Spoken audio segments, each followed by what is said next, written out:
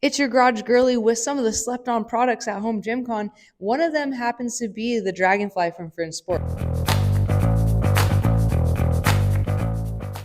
This is Fringe Sports version of a lateral raise rack attachment. And yes, it also does chest fly. So you want to see the different movements that this does, then stay tuned. That being said, I do have to preface this video with letting you guys know this is the floor model. So it's going to look a little banged up. And partly because I checked a bag and the stuff that was in my bag got extremely beat up. More on that later. But yeah, this is the floor model and it's also a prototype, so this isn't a finalized version. But I wanted to snag it just so I could give you guys kind of the inside scoop on the Dragonfly. A lot of people in the home gym community think that the lateral raise rack attachments are overrated and not needed if you have dumbbells. And if that is your opinion, that is totally fine. But the cool thing about this is because of this arm, you have consistent tension through the whole movement, and it makes it a little bit better than dumbbells. That being said, it's nice that it also does chest flies. That just makes it more bang for your buck. Before I go over the different movements and how they feel, I wanted to go over something that keeps getting brought up about the Dragonfly that people are, super excited about. These arms fold up, and so it takes up a lot less space on your rack when you're storing it away.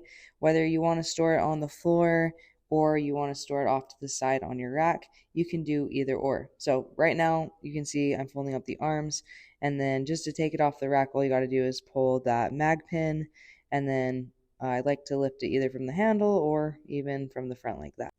So right here you can see I'm just setting it on the floor because I don't have any space on my upright and it doesn't take up too much room.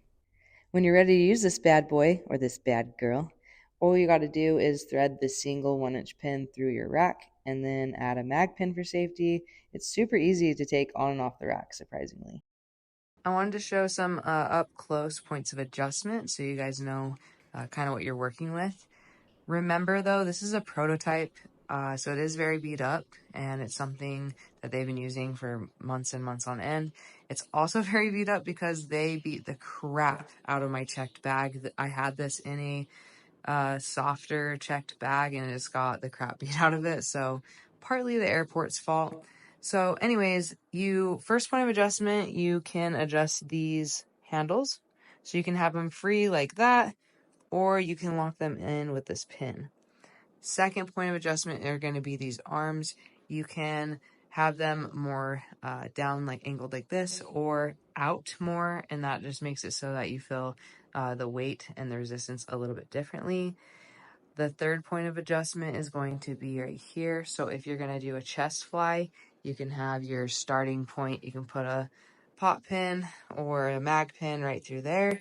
That way that'll keep your starting point locked in. Fourth point of adjustment is obviously taking it on and off the rack. So you can use this handle and place another hand here for support. And then there's just a single 1-inch pin. So it makes it super easy. And then you'll also, just for safety, lock it in with a mag pin. And then so it's tight on your rack, you'll just twist that. I don't know if they're going to change that, but that's what the prototype looks like. So those are your points of adjustments.